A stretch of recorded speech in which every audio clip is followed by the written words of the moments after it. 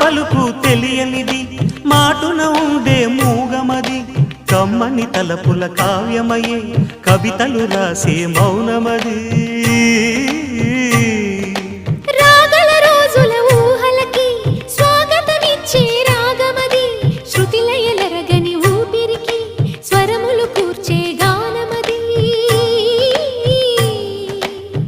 ఋతువుల రంగులు మార్చేది కల్పన కలిగిన మది భావం బ్రతుకును పాటగా మలిచేది మనసున కదిలిన మృదునాదం